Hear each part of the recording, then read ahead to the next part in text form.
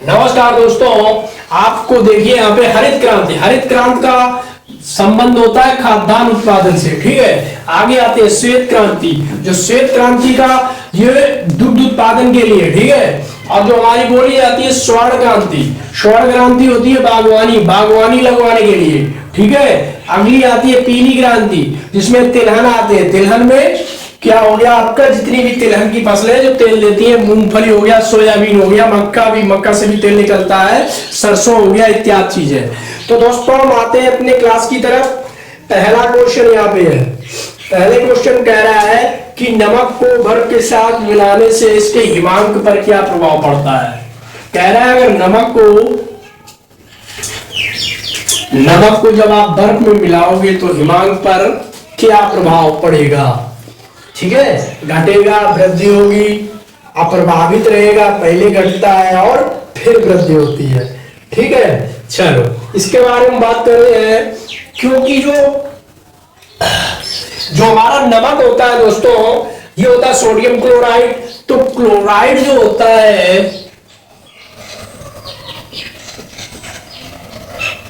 Chloride क्या काम करता है। क्लोराइड बर्फ को, जो क्लोराइड लवण होता है, ये बर्फ को पिघलाने में एक एजेंट की तरह काम करता है। आपका एक एजेंट की तरह काम करता है। ठीक है दोस्तों, और आगे अगर बात करें तो जब हम जल में नमक मिलाते हैं तो क्या होता है, तो इसके क्वथनांक में वृद्धि होती है। किसमें वृद्धि होती है, क्वथनांक में दोस्तों वृद्धि होगी और हिमांक में कमी आएगी। हिमांक में क्या होगा, कमी आएगी। ठीक है, तो ये क्वेश्चन लगभग आपका क्लियर है। नमक को बर्फ के साथ मिलाने पर हिमांक क्या होता है, घट जाता है। ठीक है, तो आपका ऑप्शन नंबर ए बिल्कुल सही है। ठीक है, जब जिसका क्वथनांक बढ़ेगा तो हिमांक घटेगा। ठीक है, ये कह रहा है। अब आते हैं आगे एक इंपॉर्टेंट नोट्स है, आप ध्यान से देखिए। बीच बीच में मैं आपको ये भी सिखाता जा रहा हूं। इसे आप जीके कह लो या जनरल साइंस कह लो या जागरूकता कह लो।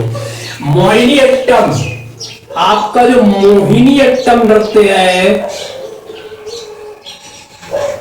ये आपका कहां मनाया जाता है या कहां का नृत्य है। ठीक है, ये हम पूछ रहे हैं। तो दोस्तों फटाफट देख लो, ये है केरल का। ठीक है, केरल का नृत्य मोहिनीअट्टम। ठीक, अगर हम आगे और बात करें, उड़ीसी एक नृत्य आता है, ओडिसी। तो उड़ीसी, ये तो नाम से ही पता है, तो ये हमारा कहां का है, उड़ीसा का। और अगर हम आगे और बात करें यहाँ पे यक्षगान की, ये चीजें, ये जो नृत्य बता रहे हैं कई बार पूछे गए हैं। यक्षगान ये आपको कहां मनाया जाता है, तो दोस्तों इसे हम कर्नाटक में मनाते हैं, कर्नाटक में मनाते हैं। ठीक है, और अगर और एक की बात कर ले यहाँ पे, Bharatanatyam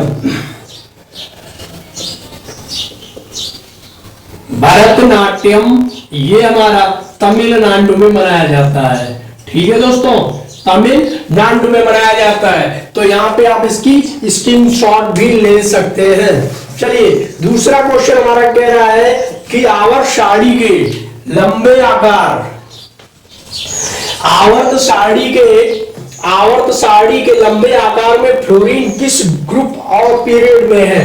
group 1 period 2, group 17 period 2, group 18 period 2 या ग्रुप 2 पीरियड 2।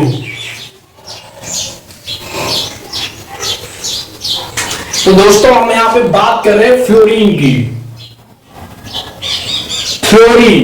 तो फ्लोरीन की बात कर रहे हैं और वो क्वेश्चन हमसे ये पूछ रहा है, ये आवर्त सारणी के कौन से ग्रुप और कौन से पीरियड में है। ठीक है, तो अब हम आपको फ्लोरीन के बारे में कुछ बातें बताते हैं, ध्यान से देखो। अगर आप फ्लोरीन को पानी के साथ जलाते हैं तो ये पानी में जलने पर चमक के साथ जलती है, चमक के साथ जलती है। ठीक, एक बात हो गई फ्लोरीन की। दूसरी बात फ्लोरीन की क्या है, फ्लोरीन ये विद्युत ऋणात्मक तत्व है। क्या है? विद्युत, यह एक विद्युत ऋणात्मक तत्व है। ठीक। दूसरी बात, और अगर फ्लोरीन की जानकारी है तो यह एक अधात्विक तत्व है, मतलब आप इसको धातु नहीं कह सकते हैं, अधात्विक तत्व है। ठीक है। और दूसरी बात करें जो हमसे क्वेश्चन में पूछा गया है, फ्लोरीन का परमाणु क्रमांक, इसका परमाणु क्रमांक 9 है। ठीक है दोस्तों। अब यहाँ पे बात आती है कौन से ग्रुप और कौन से पीरियड में स्थित है। तो बात करी जाए तो ये ग्रुप आवर्त सारणी के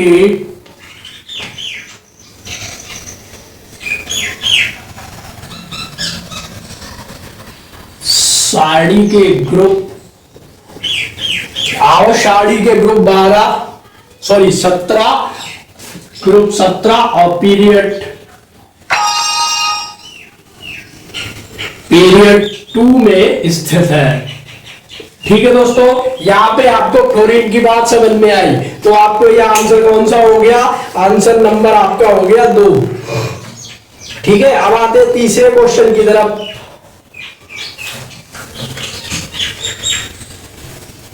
कह रहा है कि लाफिंग गैस क्या होती है? लाफिंग गैस जिसे बोलते हैं हंसने वाली गैस। तो लाफिंग गैस क्या होती है? लाफिंग गैस, तो यहां पे देखिए जरा ध्यान से, लाफिंग गैस,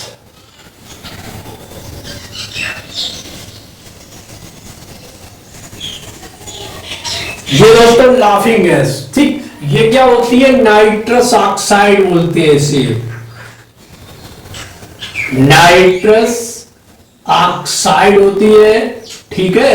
और ये नाइट्रोजन के ही अणु होते हैं। ठीक। दूसरी बात की जाए तो लाफिंग गैस का प्रयोग जो होता है शल्य चिकित्सा में होता है।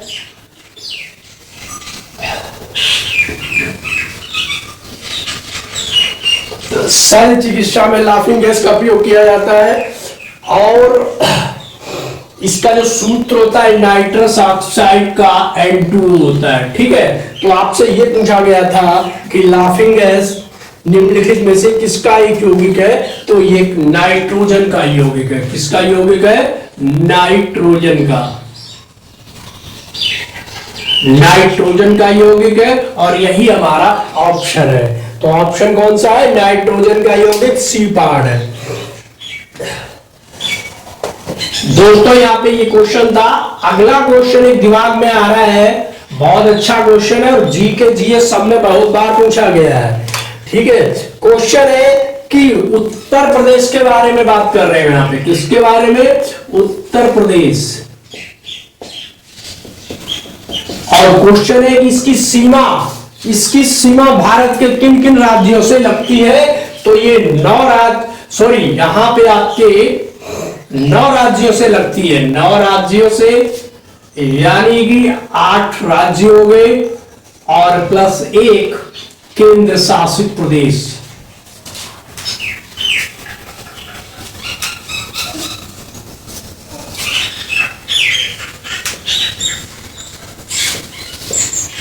दूसरा हमारा हो गया केंद्र शासित प्रदेश। तो ये 9 राज्य कौन से? उत्तराखंड,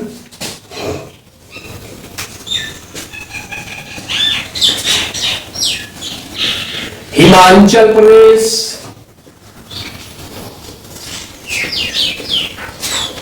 मध्य प्रदेश, छत्तीसगढ़,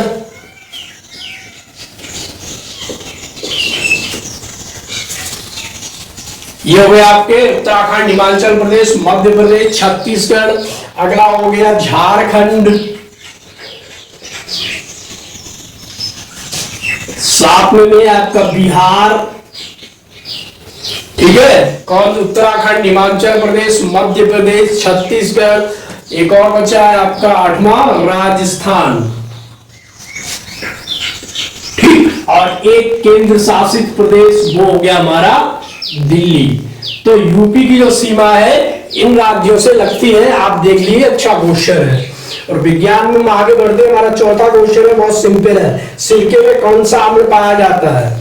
पूछ रहा है कि आपके सिरके में कौन सा अम्ल पाया जाता है। सिरके वाला क्वेश्चन एक बार हो चुका था, फिर दोबारा देख लो आपको।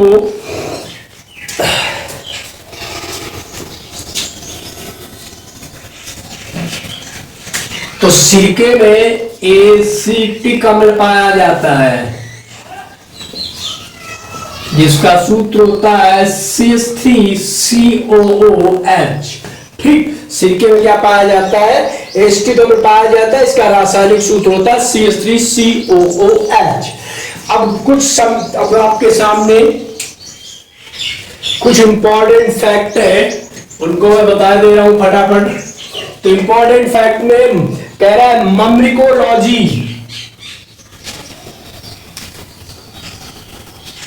मम्रिकोलॉजी ये किससे संबंधित है? ठीक, तो इसके बारे में बात करें तो ये चींटियों का अध्ययन करता है। इसमें क्या होता है? चींटियों का अध्ययन किया जाता है। ठीक, दूसरी बात आती है हर्पेटोलॉजी। क्या होती है? हर्पेटोलॉजी, इसमें हम सरीसृप का अध्ययन करते हैं। सरीसृप जीवों का अध्ययन किया जाता है इसमें। ठीक, अगली बात करें निमेटोलॉजी। निमेटोलॉजी, तो निमेटोलॉजी इसमें करते हैं हम दोस्तों निमेटोड का अध्ययन, निमेटोड का अध्ययन।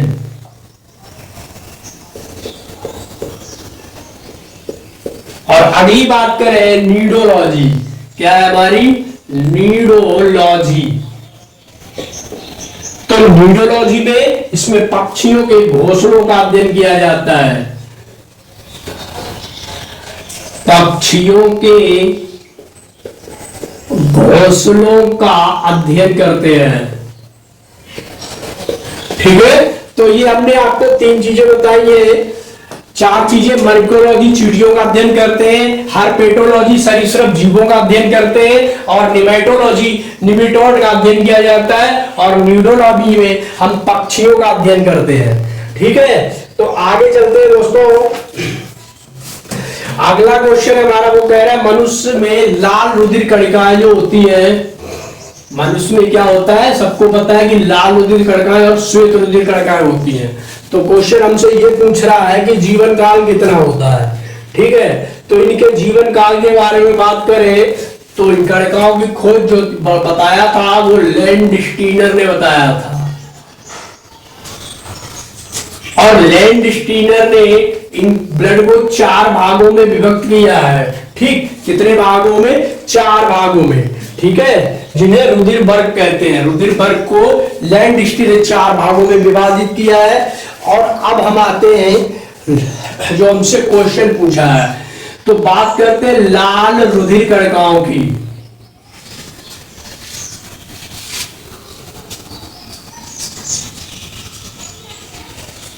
लाल रुधिर कणिकाओं का जीवन काल दोस्तों 120 दिन होता है। ठीक, और दूसरी बात अगर करें श्वेत रुधिर कणिकाएं, श्वेत रक्त कणिकाएं, तो इनका जीवन काल 5 से 6 दिन, 2 से 5 दिन का होता है। 2 से 5 दिन का होता है।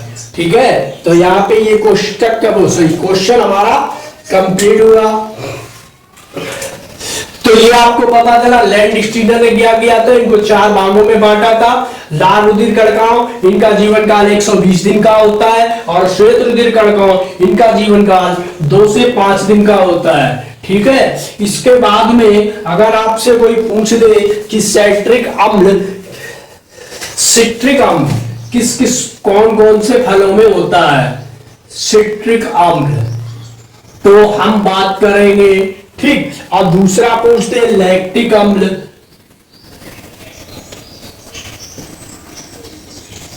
ठीक, इसकी भी बात करेंगे। तीसरा पूछ दे आपसे टार्टरिक अम्ल, और लास्ट वाला है अगर पूछ दे आपसे मैलिक अम्ल, ये किन किन फलों सब्जियों या कहां पाया जाता है। ठीक है, तो बात करें सिट्रिक अम्ल की, तो ये नींबू, संतरे या खट्टे फलों में पाया जाता है। ठीक, और लैक्टिक अम्ल की बात करें तो दोस्तों ये हमारे दूध में पाया जाता है। टार्टरिक अम्ल यानी टार्टरिक अम्ल आपको पता है तो ये इमली में होता है।